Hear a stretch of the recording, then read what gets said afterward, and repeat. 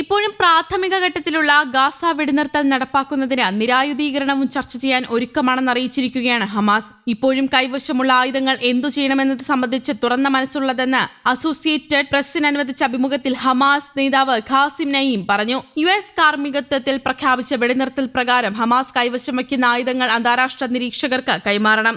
20 വെടിനിർത്തൽ കരാറിന്റെ രണ്ടാം ഘട്ടത്തിലെ സുപ്രധാന വിഷയമാണ് ഹമാസ് നിരായുധീകരണം.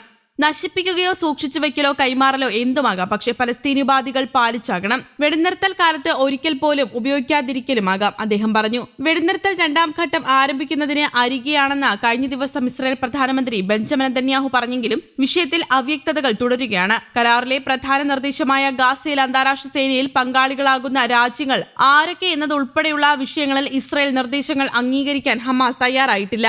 അന്താരാഷ്ട്ര സേനയാകാമെന്ന് ഹമാസ് അംഗീകരിക്കുമ്പോഴും ഗാസയിൽ അവർക്ക് പരിമിത അധികാരമേ ആകാവൂ എന്ന് നിലവിൽ ഭരണം കൈക്കൊള്ളുന്ന സംഘടന പറയുന്നു. അതിർത്തിയോട് ചേർന്ന് UN സേനയെ ഞങ്ങൾ സ്വാഗതം ചെയ്യും. വെടിനിർത്തൽ നടപ്പാക്കുന്നതിന് മേൽനോട്ടം വഹിക്കുകയും ലംഘനങ്ങൾ റിപ്പോർട്ട് ചെയ്യലും സംഘർഷം പടരാതെ സൂക്ഷിക്കലും അവർക്ക് ചെയ്യാം. എന്നാൽ പലസ്തീൻ മണ്ണിൽ അവർക്ക് അധികാരം അംഗീകരിക്കാനാകില്ല എന്നും നയീം ഖാസിം പറഞ്ഞു. വെടിനിർത്തൽ പ്രതിസന്ധിയിലാണെന്ന് ശനിയാഴ്ച ദോഹ ഫോറത്തിൽ ഖത്തർ, ഈജിപ്ത്, നോർവേ രാജ്യങ്ങൾ ആശങ്ക അറിയിച്ചിരുന്നു. എന്നാൽ ഗാസ വെടിനിർത്തൽ കരാർ നിർണായക ഘട്ടത്തിലെന്ന് ഖത്തർ പ്രധാനമന്ത്രി ഷെയ്ഖ് മുഹമ്മദ് ബിൻ അബ്ദുറഹ്മാൻ അൽ താനിയും അറിയിച്ചിരുന്നു. USന്റെ നേതൃത്വത്തിലുള്ള അന്താരാഷ്ട്ര മധ്യസ്ഥ സംഘം രണ്ടാം ഘട്ട കരാർ നടപടികൾ തുടരുകയാണെന്നും അദ്ദേഹം പറഞ്ഞു.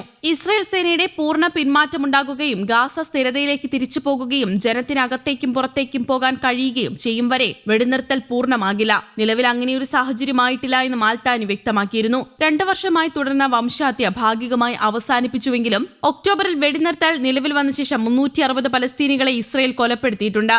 ഏറ്റവും ഒടുവിൽ ഗാസ സിറ്റിയിലെ ബോംബിംഗിൽ 2 പലസ്തീനികൾ കൊല്ലപ്പെട്ടിരുന്നു. October 1 US president Donald Trump പ്രഖ്യാപിച്ച 20 സമാധാന കരാർ പ്രകാരം ഒന്നാം ഘട്ട വെടിനിർത്തൽ നിലവിൽ വന്നിട്ടുണ്ട്. നിരവധി ബന്ദികളെ മോചിപ്പിച്ചതിന് പകരമായി 100 കണക്കിന് പലസ്തീനി തടവുകാരെയും വിട്ടയച്ചിട്ടുണ്ട്.